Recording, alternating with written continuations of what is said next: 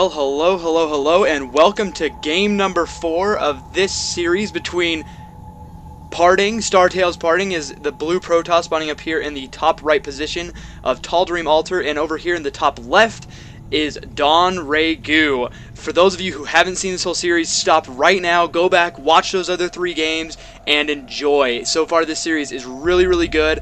I think especially because of just the mechanics we're seeing. I've been able to see a lot of things in these games that I think any player can use. Not necessarily because these guys are the pros, but really anybody can do a lot of the things that are happening in this. Parting showing great positioning in game 1 with some stalkers that really help them stay alive, even against Zerglings.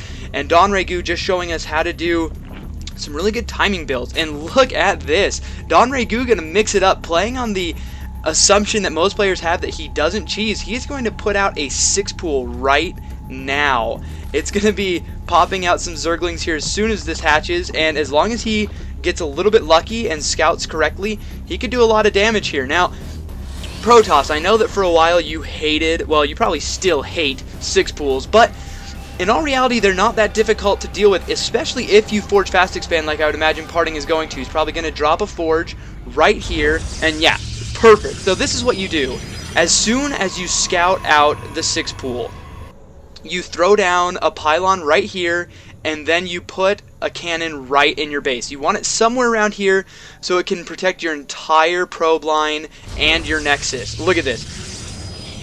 We now have the pylon coming down. Now he's just now seen the 6-pool, which is going to make him love the fact that he has this down. So as soon as this pops, we'll see him drop a cannon here and then probably a gateway, and that gateway will put out a zealot, and that zealot will give him the additional defense he needs to possibly push out and take a nexus. Now the thing with 6-pools these days is they aren't really an all-in anymore. I heard them talk about this at the last MLG. Nest does these 6-pools a lot, where he'll put out a 6-pool, put on the aggression, and then he'll just transition into droning. Now the thing about this is it forces the Protoss to play off of one base a little longer than they would typically like. Because with those lings on the field, you're not going to be able to put a nexus here. You're going to have to get a couple zealots out before you can really worry about, before you can even think about expanding. So look at this. Just like I talked about, this cannon going to protect Parting's base and keep him from being taken out. Now it will be up to Nesty to do as much damage as possible, taking out this pylon and forge, which will account for about 250 minerals. Now I don't know that necessarily puts DongRaeGu back on completely equal footing by itself, but the fact that he is now able to expand pretty safely off this does sort of put him on equal footing. So really, in my opinion, what this does is it doesn't necessarily put any player at a distinct mineral or supply count advantage.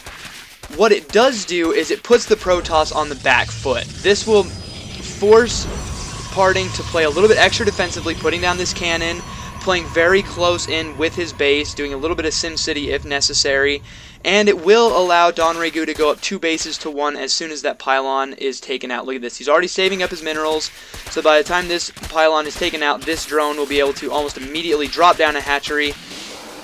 And look at this, because the base is so close together, DongRaeGu can scout out everything that's going on in here very easily with just a couple lings. He knows he's not going to be looking at any proxies because he knows about what you can afford to have out at this time. He sees the gateway, he sees the cybernetics core, and knows what he's dealing with. And also at this time, this has given him the opportunity to put his Overlord in a beautiful position so he can scout everything that's going on here, as long as it's in the right position, which it's barely out. There we go, centered right on this higher ground. For those of you who are Zerg players, realize that you can do this. If you have some high ground in your opponent's base, like on DongRaeGu, I can't really think of any others off the top of my head that have this. You can definitely throw an Overlord in there, and it will be safe for quite a while. If it's a Terran, it'll force them to throw out a scan. If it's a Protoss, it'll force, they won't be able to do anything until they get either Phoenixes or Robo out, or, in the off chance that they go hallucination.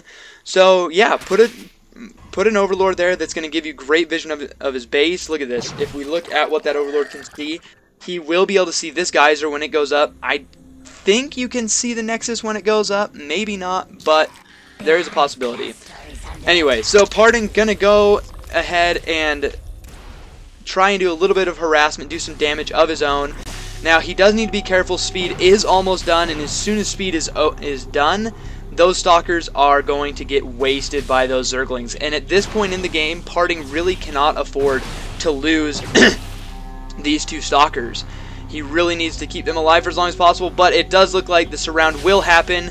And look at this, he is going to go ahead and try and put them up against this cliff so they do as much damage as possible before they go down, but really hardly doing anything. And DRG now has to try and do something with these lings. He's invested a lot of supply into them. But look at this, Parting well prepared for it, going to have these sentries out to go ahead and block this off from those zerglings, and he's going to be pretty safe for a while. Now, I would imagine we'll see both players go into a bit of a macro mode for a while. I doubt we'll see much pressure put on by either of them. DRG likely to just keep these lings here to keep Parting nervous, keep Parting from moving out from his base. But one thing I would also like to point out about this map, especially with these spawn locations, and this may have actually prompted DRG to do an early 6-pool and put the Protoss on the back foot. Now, if you're playing ZVT, this area right here is your worst enemy as Zerg, especially with these spawn locations, because look at this rush distance.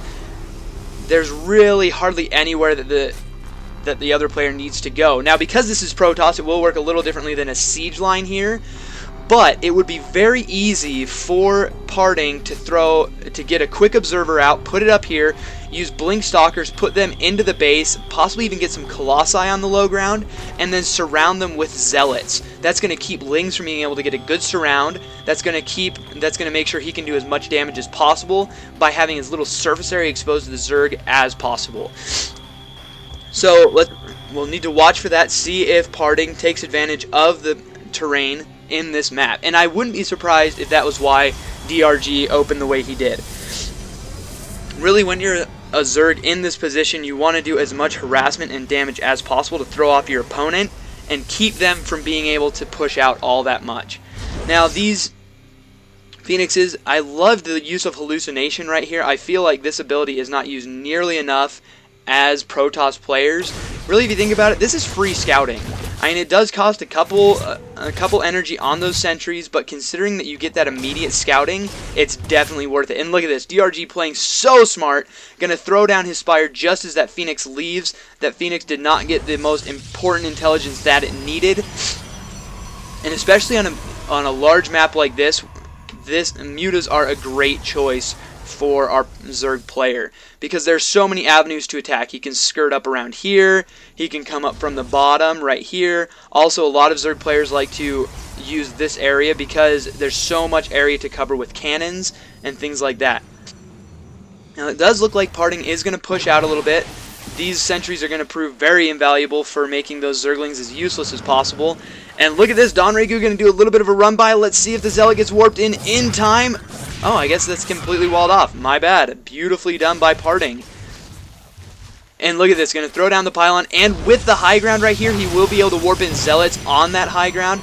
This could be very, very obnoxious for DongRaeGu to put up with. And look at this, even warping in a Phoenix, this Phoenix should last long enough to give him vision of the high ground. And this is exactly what I was talking about, guys. This is using the terrain to your advantage. This is something that you should always use, especially if you are Protoss or Terran.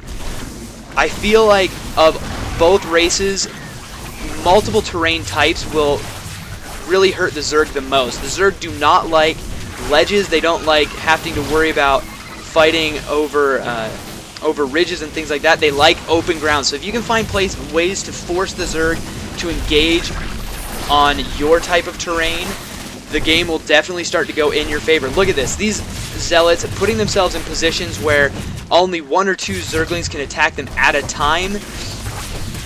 There we go. Now this round by DRG. And Parting going to continue doing a lot of harassment from right here. Possibly getting this extractor, which is so obnoxious for a Zerg player to deal with. They need that gas to get out any kind of tech units as far as infestors or mutalisks go. And Parting doing a great job right here. And look at this, not overcommitting. He's not throwing this army up at the main base. He doesn't want to use too much. He doesn't want to lose too much as far as that harassment goes. And if you look at the units lost, he is a little bit behind. I guess I didn't see that coming. I guess that's all those zealots that he threw up in the main base. But do keep in mind, if we look at the income, the Protoss is on equal footing with the Zerg. So in all reality, he can afford to be a little behind in the supply count. And Parting playing so smart, leaving one sentry here. Even if it doesn't have enough energy, it is enough to scare DongRaeGu off and keep him from doing a run by. And this is starting to look really good for Parting. I know that he's behind in the minerals lost count, but because he's on equal bases, that's actually not too bad. And especially because he did force a lot of spine crawlers to come out by DRG. He did force a lot of lings to be spawned, and he did some good damage. Now this Phoenix is going to go ahead and pop out, and wasting 50 energy on those infestors, not bad. That's free energy right there. Now, and at the same time, this makes it so DRG can't be sure if there are actually Phoenixes on the map. And those Phoenixes could be really dangerous for these infestors if they come out, lifting them off, making sure that they can't do much. And look at this, DRG getting a beautiful cancel on that. He really needed that cancel because this will allow him to go up one base on the Protoss player, which is essential at this point in the game. Once he can get his third base well underway, he will be in great shape to equal out and possibly even take the lead in this game. And look at this, forcing a couple force fields to really waste some energy on those sentries, and just flirting with this area right here. This is a lot of area for those sentries to cover with force fields, and throwing out these infested Terran. The Protoss player does not want to engage this. This is free. These are free units for the Zerg player. If he loses anything to these infested Terran, it's only going more to help DRG out. And DRG needs to land some fungal growths. He can't afford to lose all these infestors. I would imagine we'll see another offensive. Oh, I don't know if I agree with that by DRG turning those infestors around. These stalkers are going to do a world of hurt on these infestors. Let's see if they can catch up and snipe that last one. DRG losing a lot of very high energy infestors. That's very hard to deal with as a Zerg player, and finally losing them all. Let's look at the lost as of right now. Look at that, the Protoss back in the lead on those units lost, throwing down his third base. He's going to be feeling pretty good right now. I would say both players have had times when it's been a little rough on them, but these Mutalisks definitely have the ability to equal out the game, getting quite a few probe kills right there, giving DRG a little bit more of a lead in the supply count. Well, not the supply count, but the units lost tab. That's going to be great for him. He's going to really be able to monopolize on that, especially since his third base is well underway to being saturated. And I wouldn't be surprised to see him take a fourth here pretty soon. This will probably be the spot he takes, although it's not uncommon to take a fourth base down here. This is going to be some place that the Protoss is going to have a very hard time of scouting, mainly because you don't want to spend the minerals losing any of your units to scout this out. The Protoss is going to want to get a death ball going, and a death ball doesn't quite work if all of your units aren't together. So look at this, DRG actually going to go ahead, take this as his fourth. Going to go ahead and scout around, see if he can find any more proxy pylons. He wants to check and make sure that he's not going to have to deal with any big warp-ins, especially right here. It's very annoying for zealots to get warped in from this high ground. And look at this, these mutas continuing to do a ton of work for DRG. Let's look at workers killed 16-0. That is huge for DRG. That's going to give him a nice little lead in the supply count, especially as he throws down his fourth base. Now, Parting is playing very intelligently though right now. He did get Colossus Tech out, but after seeing those mutas, he switched basically completely into these High Templar. Now, if mutas and infestors and roaches were all that were on the map, the Colossus would be great, but these mutas will be able to focus down those Colossus and make them almost useless. So instead, we're going to see Parting go for a lot of High Templar, which are going to be able to drop storms and do a ton of damage to these Lings and Mutas, which are very fragile units and die very quickly to storm. Now, if you'll notice in that engagement, this is something for you Zerg. Mutas, as much as Protoss have learned how to deal with them, they still have one key purpose in ZVP, and that is to take out this unit right here, the Sentry.